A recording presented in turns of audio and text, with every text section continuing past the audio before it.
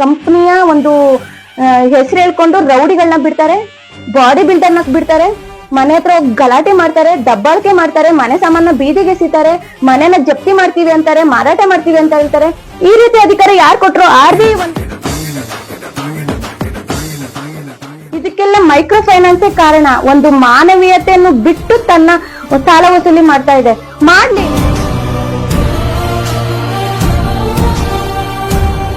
ದಯವಿಟ್ಟು ನಾನು ಹೇಳ್ತೀನಿ, ಈ ಮೈಕ್ರೋ ಫೈನಾನ್ಸ್ ಕಂಪನಿಗಳು ಮುಂದಾದ್ರೂ ಎಚ್ಚೆತ್ಕೊಳ್ಳಿ, ಒಂದ್ ಸ್ವಲ್ಪನಾದ್ರೂ ಮಾನವೀಯತೆ ಇಟ್ಕೊಂಡು ಸಮಾಜದ ಒಳಿತಿಗಾಗಿ ತಾವು ಕೆಲಸ ಕಾರ್ಯ ಮಾಡಿ ಅಂತ ನಾನು ಹೇಳಕ್ ಇಷ್ಟಪಡ್ತೀನಿ.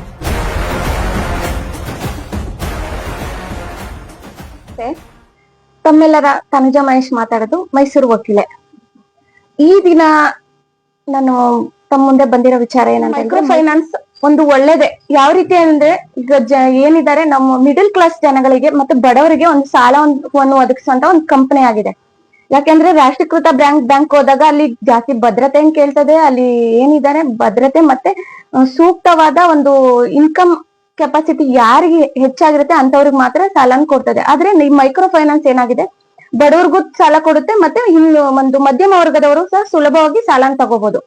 ಇಂಥ ಸಂದರ್ಭದಲ್ಲಿ ಇತ್ತೀಚಿನ ದಿನಗಳಲ್ಲಿ ಏನಾಗ್ತದೆ, ಮೈಕ್ರೋ ಫೈನಾನ್ಸ್ ತುಂಬಾ ದುರುಪಯೋಗ ಪಡಿಸ್ಕೊತಾ ಇದೆ. ಮೈಕ್ರೋ ಫೈನಾನ್ಸ್ ಕಂಪನಿ ಜನಗಳ ಮೇಲೆ ದಬ್ಬಾಳಿಕೆ ಮಾಡಿ ಸಾಲ ವಸೂಲಿ ಮಾಡುವ ರೀತಿಯಲ್ಲಿ ಮಾಡ್ತಾ ಇದೆ. ಇದರಿಂದ ಜನಗಳಿಗೆ ತುಂಬಾ ತೊಂದರೆ ಆಗ್ತಾ ಇದೆ.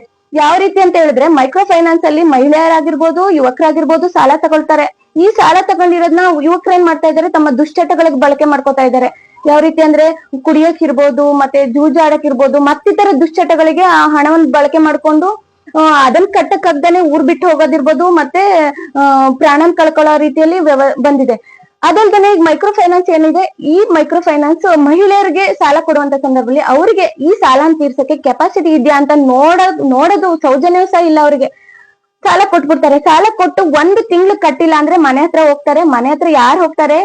ಕಂಪನಿಯ ಒಂದು ಹೆಸರು ಹೇಳ್ಕೊಂಡು ರೌಡಿಗಳನ್ನ ಬಿಡ್ತಾರೆ, ಬಾಡಿ ಬಿಲ್ಡರ್ನ ಬಿಡ್ತಾರೆ, ಮನೆ ಹತ್ರ ಹೋಗಿ ಗಲಾಟೆ ಮಾಡ್ತಾರೆ, ದಬ್ಬಾಳಿಕೆ ಮಾಡ್ತಾರೆ, ಮನೆ ಸಾಮಾನ ಬೀದಿಗೆ ಎಸಿತಾರೆ, ಮನೆನ ಜಪ್ತಿ ಮಾಡ್ತೀವಿ ಅಂತಾರೆ, ಮಾರಾಟ ಮಾಡ್ತೀವಿ ಅಂತ ಹೇಳ್ತಾರೆ. ಈ ರೀತಿ ಅಧಿಕಾರ ಯಾರು ಕೊಟ್ರು? RBI ಒಂದು ಮೈಕ್ರೋ ಫೈನಾನ್ಸ್ ಆಗಿರ್ಬೋದು, ಮತ್ತೆ ರಾಷ್ಟ್ರೀಕೃತ ಬ್ಯಾಂಕ್ಗಳಿಗಾಗಿರ್ಬೋದು, ಹಣಕಾಸಿನ ಸಂಸ್ಥೆಗಳಿಗೆ ಒಂದು ರೂಲ್ಸ್ ಅಂಡ್ ರೆಗ್ಯುಲೇಷನ್ ಅಂತ ಇದೆ, ಅದನ್ನ ಮಾಡಿದೆ. ಅದೇ ರೀತಿಯಲ್ಲಿ ಅವ್ರು ಸಾಲ ವಸೂಲಿ ಮಾಡ್ಬೇಕು, ಸಾಲ ಕೊಡ್ಬೇಕು.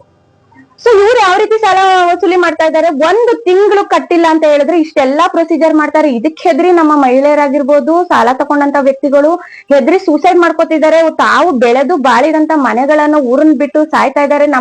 ಅವರ ರಕ್ತ ಸಂಬಂಧ ಇರ್ಬೋದು, ಮತ್ತೆ ತಮ್ಮ ಕುಟುಂಬದವ್ರನ್ನ ಬಿಟ್ಟು ಸಾಯ್ತಾ ಇದ್ದಾರೆ. ಅಂದ್ರೆ ಇದಕ್ಕೆಲ್ಲ ಯಾರು ಹೊಣೆ?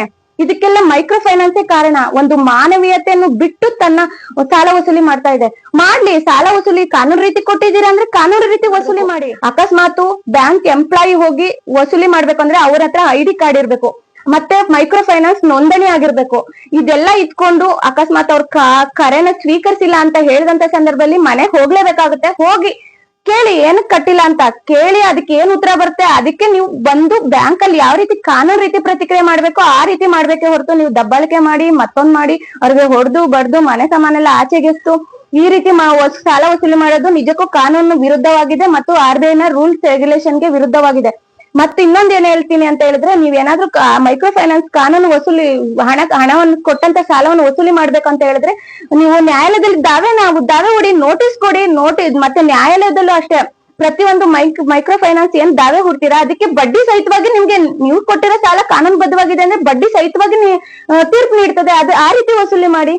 ಆಯ್ತು, ನಿಮ್ಗೆ ಹೋಗಿ ದಬ್ಬಾಳಿಕೆ ಮಾಡಿ ನೀವು ಮನೆ ಸಾಮಾನೆಲ್ಲ ಆಚೆಗೆಸಿತೀರ ಅಂದ್ರೆ ಎಲ್ಲಿದೆ ನಿಮ್ಗೆ ನ್ಯಾಯಾಲಯದ ಆದೇಶ ಇದೆ? ಯಾರು ಆದೇಶ ಕೊಟ್ಟಿದ್ದಾರೆ? ಇಲ್ಲ RBI ಏನಾದ್ರು ನಿಮ್ಗೆ ಆ ರೀತಿ ಒಂದು ಹಕ್ಕನ್ನು ಕೊಟ್ಟಿದ್ಯಾ? ಸೊ ಇದಕ್ಕೆ ಜನಗಳು ನಮ್ಮಂತ ಏನಿದ್ದಾರೆ ಮೈಕ್ರೋ ಫೈನಾನ್ಸ್ ಅಲ್ಲಿ ಸಾಲ ತಗೊಳ್ಳುವಂತ ಪ್ರತಿಯೊಬ್ರು ತಿಳ್ಕೊಬೇಕಾಗಿರೋದು ಏನಂತ ಹೇಳಿದ್ರೆ, ಈ ರೀತಿ ಒಂದು ಘಟನೆಗಳಾದಂತ ಸಂದರ್ಭದಲ್ಲಿ ನೀವು ಹತ್ತಿರದ ಒಂದು ಪೊಲೀಸ್ ಠಾಣೆ ಏನಿದೆ ಅಲ್ಲ ಹೋಗಿ ದೂರ್ ನೀಡಿದ ನಂತರ ಬಂದ ತಕ್ಷಣ ನಿಜಕ್ಕೂ ನಮ್ಮ ಪೊಲೀಸರು ಎಷ್ಟು ಚೆನ್ನಾಗಿ ಸ್ಪಂದಿಸ್ತಾರೆ ಅಂತ ಹೇಳಿದ್ರೆ, ಸಹಾಯವಾಣಿಗೆ ಫೋನ್ ಮಾಡಿ, ಖಂಡಿತವಾಗ್ಲೂ ಸಹಾಯವಾಣಿಯವ್ರು ಬಂದು ತಮ್ಗೆ ಪೊಲೀಸ್ ಸಹಾಯವಾಣಿ ಹೆಲ್ಪ್ ಮಾಡುತ್ತೆ. ಅದಲ್ದನೆ ತಾವು ನನ್ನನ್ನು ಸಹ ಸಂಪರ್ಕಿಸಬಹುದು. ನನ್ನ ದೂರವಾಣಿ ಕರೆ 9164552483. ಖಂಡಿತವಾಗ್ಲೂ ನಾನು ತಮ್ಮ ಒಂದು ನೆರವಿಗೆ ಬರ್ತೀನಿ. ಸೊ ತಾವೆಲ್ಲರೂ ಯಾವುದೇ ರೀತಿಯಲ್ಲಿ ಕಾನೂನುಬದ್ಧವಾಗಿ ಸಾಲ ತಗೊಂಡಿದ್ರೆ ಕಾನೂನುಬದ್ಧವಾಗಿ ತೀರಿಸಿ. 1 ತಿಂಗಳು, ಯಾಕೆಂದ್ರೆ ಖಂಡಿತವಾಗ್ಲೂ ಕಟ್ಟಕ್ಕೆ ಬದ್ಧರಿರ್ತಾರೆ. ನಮ್ಗೆ ಕಾಲಾವಕಾಶ ಕೊಡಿ ಅಂತ ಕೇಳಿದಾಗ ತಾವ್ ಮೈಕ್ರೋ ಫೈನಾನ್ಸ್ ಅವ್ರು ಏನಕ್ಕೆ ಸಮಯ ಕೊಡ್ತಾ ಇಲ್ಲ ಅಂತ ನನ್ಗೂ ಅರ್ಥ ಆಗ್ತಾ ಇಲ್ಲ. ಈಗ ಇಡೀ ಏನಿದ್ದಾರೆ ರಾಷ್ಟ್ರೀಕೃತ ಬ್ಯಾಂಕ್ಗಳು ಅಷ್ಟೇ, ಈಗ ಅವರೇ ಒಂದ್ 2-3 ತಿಂಗಳು ಟೈಮ್ ಕೊಡ್ತಾ ಇದಾರೆ ಅಂತ ಹೇಳಿದಾಗ ತಾವೇನಕ್ ಕೊಡ್ತಾ ಇಲ್ಲ? 15 ದಿನದಲ್ಲಿ ಕಟ್ಬೇಕು, ಒಂದ್ ತಿಂಗಳು ಆದ ನಂತರ 1 ದಿನ 2 ದಿನದಲ್ಲೇ ಮನೆಗೆ ನೀವು ಬಂದು ಹರಾಜಿಗ್ ಮಾಡ್ತೀರಾ. ಯಾವ್ದೇ ರೀತಿ ಆದೇಶ ಇರಲ್ಲ, ಆದ್ರೂ ಹರಾಜ್ ಮಾಡ್ತಾರಂತೆ. ಎಲ್ಲಿದೆ ಆದೇಶ? ನಿಜಕ್ಕೂ ಖಂಡನೀಯ. ದಯವಿಟ್ಟು ನಾನು ಹೇಳ್ತೀನಿ, ಈ ಮೈಕ್ರೋ ಫೈನಾನ್ಸ್ ಕಂಪನಿಗಳು ಮುಂದಾದ್ರೂ ಎಚ್ಚೆತ್ಕೊಳ್ಳಿ, ಒಂದ್ ಸ್ವಲ್ಪನಾದ್ರೂ ಮಾನವೀಯತೆ ಇಟ್ಕೊಂಡು ಸಮಾಜದ ಒಳಿತಿಗಾಗಿ ತಾವು ಕೆಲಸ ಕಾರ್ಯ ಮಾಡಿ ಅಂತ ನಾನು ಹೇಳಕ್ ಇಷ್ಟಪಡ್ತೀನಿ. ಧನ್ಯವಾದಗಳು.